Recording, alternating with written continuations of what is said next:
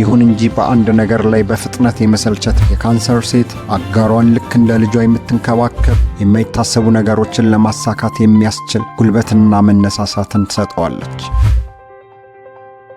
አንዳንድ ሴቶች በፍቅር ሲወድቁ እንደ ነበልባል ይግላሉ፣ ሙሉ ማንነታቸውንም አሳልፎ ይሰጣሉ። ሌሎች ደግሞ እንደ ጥልቅ ውቅያኖስ ጸጥተኛ፣ ስውርና ምስጢራዊ ይሆናሉ። ታዲያ ይህ ልዩነት ከየት ይመጣል? ምናልባትም ይህ ምስጢር ያለው ልባችን ውስጥ ብቻ ሳይሆን በተወለድንበት ቅጽበት ሰማይ ላይ በነበረው የከዋክብት አሰላለፍ ውስጥ ጭምር ሊሆን ይችላል። አዎ፣ በኮከብ ቆጠራ ወይም አስትሮሎጂ ጥበብ ከምንወዳቸው ሰዎች ጋር ያለንን ቅርበት፣ የምናሳየውን እንክብካቤ፣ አልፎም በፍቅር ግንኙነት ውስጥ ያለንን ስውር ማንነት የሚወስነው ተፈጥሯዊ የኮከብ ምልክታችንም ጭምር ነው። የአንቺ ኮከብ ስለ ፍቅር ሕይወትሽ ምን ይናገራል? እንደ ሴት አጋርነትሽ አንቺ የትኛው ምድብ ውስጥ ትመደቢያለሽ? ለማመን የሚከብድ ጥልቅ አፍቃሪ፣ የትዳር አጋርን ወደ ስኬት የምትገፋ ጠንካራ ሞተር፣ ወይስ ነፃነትን የምታፈቅር ጠንካራና ጀብደኛ?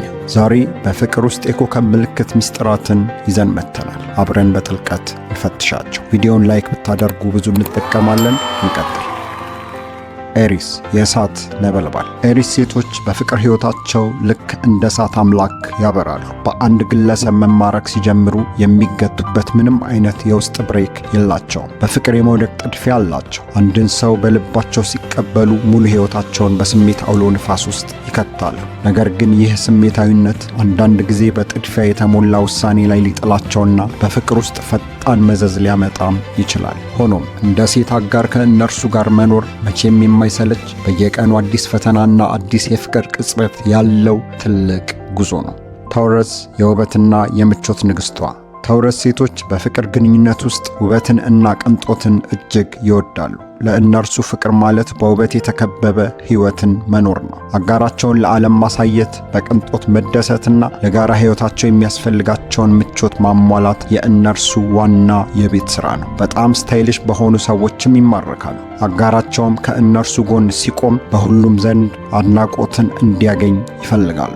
ለእነርሱ ቤት ማለት የእረፍትና የቅንጦት ማዕከል ነው። ይህንን ምቾት ከአጋራቸው ጋር ለመጋራት መላ ሕይወታቸውን ያደራጃሉ።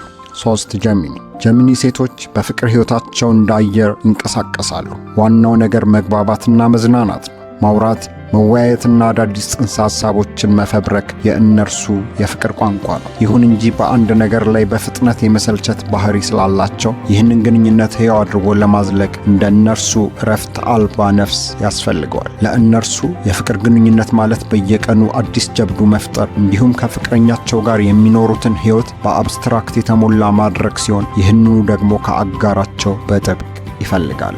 4 ካንሰር ሴቶች በፍቅር ግንኙነት ውስጥ የነፍስ አጋር የሚለውን ቃል እውን የሚያደርጉ ናቸው።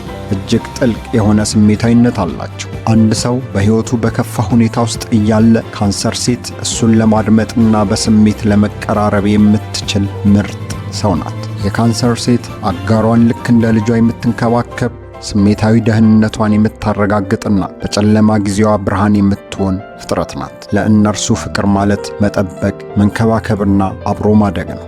5 ሊዮ ሴቶች በዙሪያቸው የክብር ድባብ አላቸው። ለእነርሱ አጋር ማለት ውበታቸውን የሚያጎላና አብሮ በመቆም ለዓለም የሚያኮራ ሰው ነው። ነገር ግን የሊዮ ሴት በፍቅር ውስጥ ያላትን ሚና ስንመለከት እርሷ የአጋሯ የሕይወት ሞተር ናት። የማይታሰቡ ነገሮችን ለማሳካት የሚያስችል ጉልበትና መነሳሳትን ትሰጠዋለች። ሊዮ ሴት አጋሯ በዓለም ላይ በኩራት ሊታይ የሚገባውን ውጤት እንዲያመጣ ትገፋፋዋለች፣ ታበቋለች።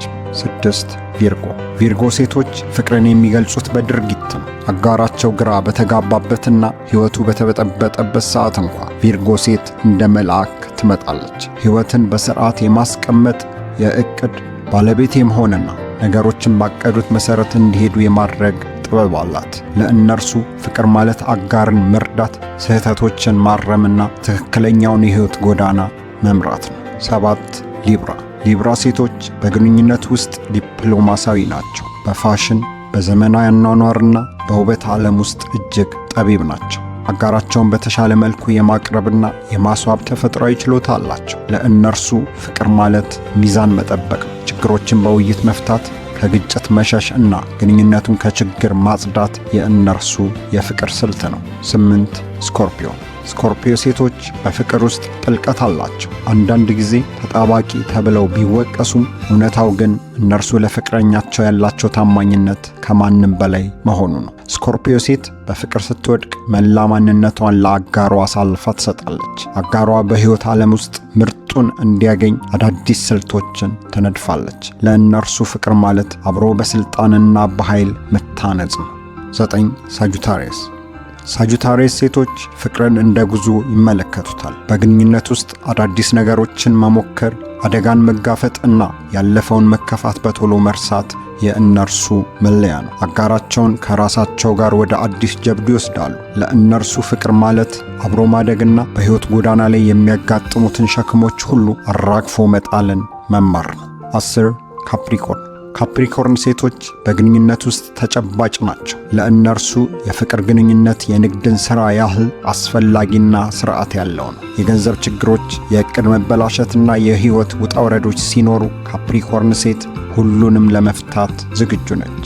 እንደ የሴት አጋር ከእርሷ የሚገኘው ምክር ሕይወትን በጥልቀት ከማስተዋል የተገኘ ልምድ ያለውና ትክክለኛ ነው። 11. አኳሪየስ ሴቶች ፍቅርን በአእምሮ ያያሉ። የአንድን ሰው የሕይወት ረቂቅ ነገሮች በማብራራት እና የችግሮችን ምንጭ በመለየት ረገድ የሥነ ልቦና ባለሙያን ያህል ጥልቅ ናቸው። ነገርን ከፊት ገጽታው በስተጀርባ በመግባት የችግሩን ትክክለኛ ምንጭ ቆፍሮ የማውጣት ልዩ ችሎታ አላቸው። ለአኳሪየስ ሴት ፍቅር ማለት መግባባትና የነፍስን ጥልቀት ምስጢር መፍታት ነው። እርሷን የምታገኙት ከረቂቅ ነፍሷ ጋር በሐሳብና በመንፈስ በመቀራረብ ብቻ ነው። 12.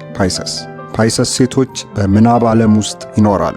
ብዙ ወንዶች በሕይወታቸው ፈጠራ ሲያጥራቸው ፓይሰስ ሴት የራሷን ምናብ በመለገስ ያንን ክፍተት ትሞላዋለች። ለችግሮች አዳዲስና አስደናቂ መፍትሄዎችን ታመጣለች። ለእነርሱ ፍቅር ማለት ከሕልም ወደ እውን መሸጋገር ነው። የፓይሰስ ሴት ፍቅር ድምቀቱ እንደ ፀሐይ፣ ጥልቀቱ እንደ ባህር ነው።